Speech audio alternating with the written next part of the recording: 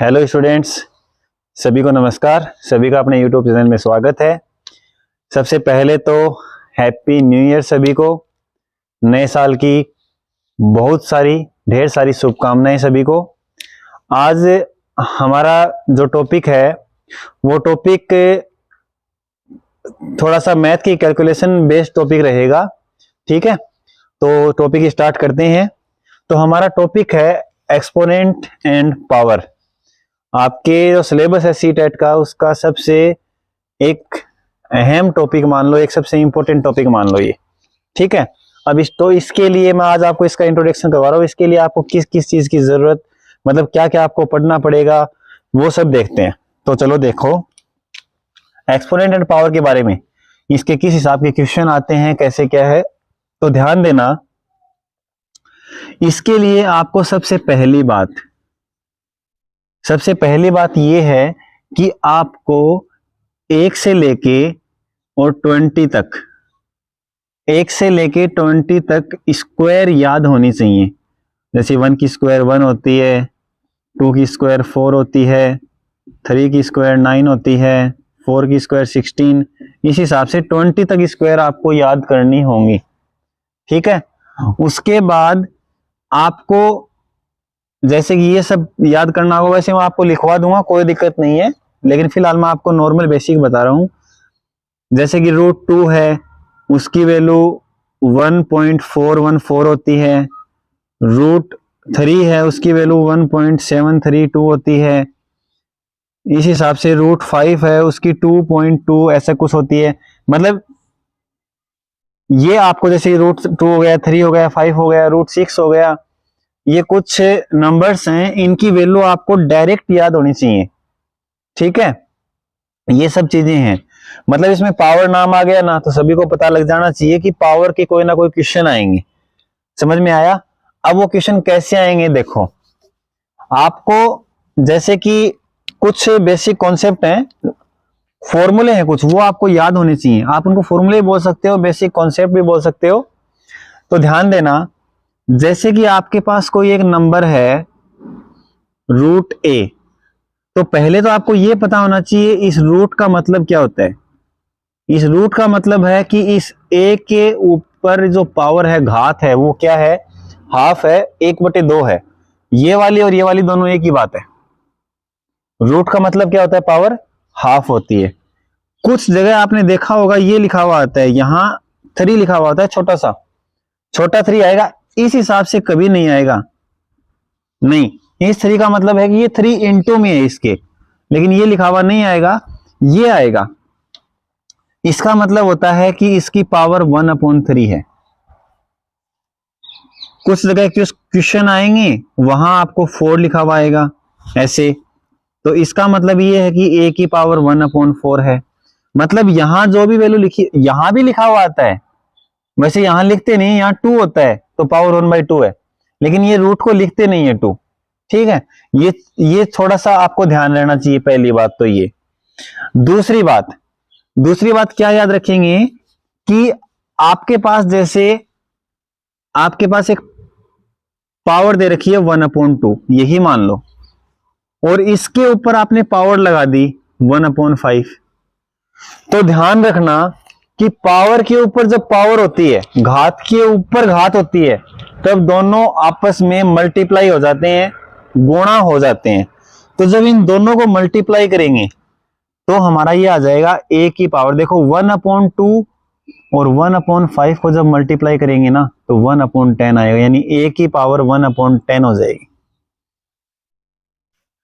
ये बात सबसे इंपॉर्टेंट है, ध्यान रखना कि जब पावर के ऊपर पावर होती है तो दोनों आपस में मल्टीप्लाई हो जाते हैं।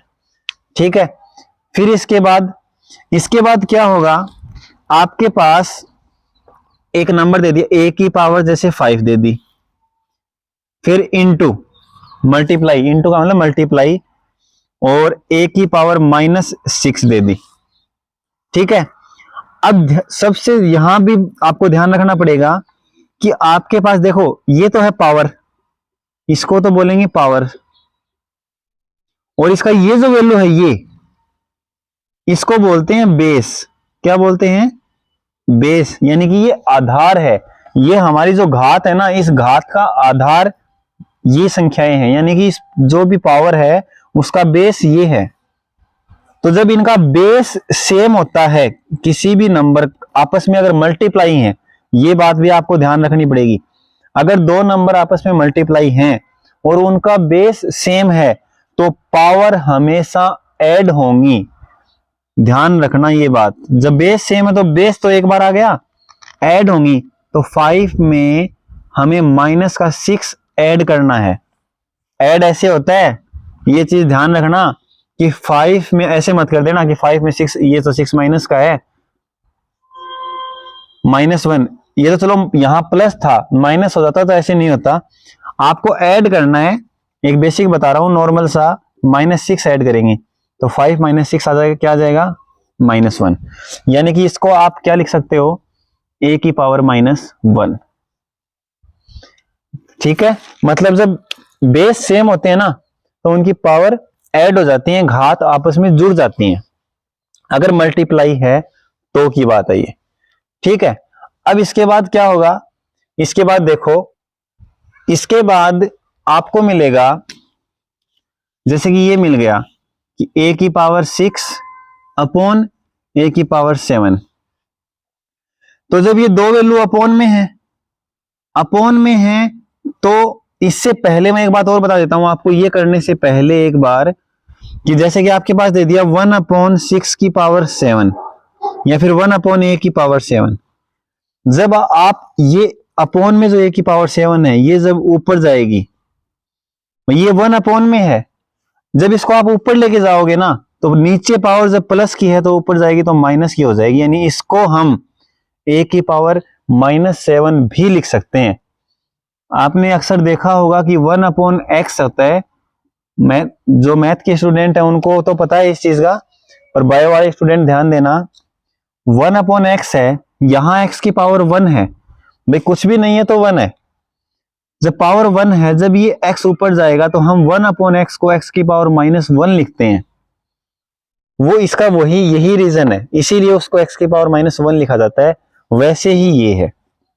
ठीक है, तो अब हमें इसको सोल्व करना है, तो ध्यान देना a की पावर 6 है ऊपर, तो चलो ठीक है, अभी ये डिवाइड में है दोनों, लेकिन जब इनको मल्टीप्लाई में लिखेंगे तो जब ये a की पावर 7 ये ऊपर जाएगी तो इसके मल्टीप्लाई में जाएगी। ठीक है, तो a की पावर 7 अपॉन में है, ये ऊपर जाएगी तो a की पावर -7 हो गई। अब देखो बेस सेम है दोनों का, बेस सेम है तो पावर ऐड हो जाएंगे, यानी a की पावर -1 इसका आंसर आ जाएगा। इस हिसाब से आपको सोल्व करना है क्वेश्चन। ये छोटी छोटी बातें हैं, आपको ध्यान रहनी चाहिए। फिर क्या होता है कि आपको कहीं भी कुछ भी, कोई भी संख्या, कोई भी नंबर है, उसकी पावर अगर आपको 0 दे रखी है, किसी भी नंबर की पावर 0, उसकी वैल्यू हमेशा 1 होती है, ये ध्यान रखना। ठीक है, किसी की भी पावर 0 आ जाए उसकी वैल्यू 1 होती है। कहीं भी अगर आपका आंसर आ जाता है a की पावर 0, तो इसको 0 मत करके आ जाना, 1 करना, क्योंकि किसी की पावर 0 1 होगी। समझ में आया, ये सब हो गया। अब इसके बाद में और क्या आएगा आपके, और ध्यान देना, हाँ, अगर आपके पास ये आ जाता है कि √2 इंटू √5, √5 नहीं 4 इंटू 4 तो नहीं आएगा, 6 मान लो, इंटू रूट जैसे आपको दे दिया 8, और वो बोलेगा कि इसको सोल्व करो, तो आपको ये पता है, देखो √2, चलो ये तो 2 है, यहां 2 की रूट का मतलब हाफ वैल्यू है, चलो हाफ रख दो, इंटू इस 6 को हम लिख सकते हैं 2 × 3, इसके 2 फैक्टर कर देंगे, 2 और 3। ये हमने क्यों किए, क्योंकि हमारे पास एक फैक्टर 2 है इसलिए। ठीक है, इंटू 8 के हमने भी फैक्टर कर दिए, 2 × 2 × 2, वैसे तो 2 × 4 होगा, लेकिन आप 2 × 2 × 2 लिख दो, कोई दिक्कत नहीं है। ठीक है, अब आगे ध्यान देना, आगे क्या है इसमें, भाई दोनों वैल्यू रूट में है।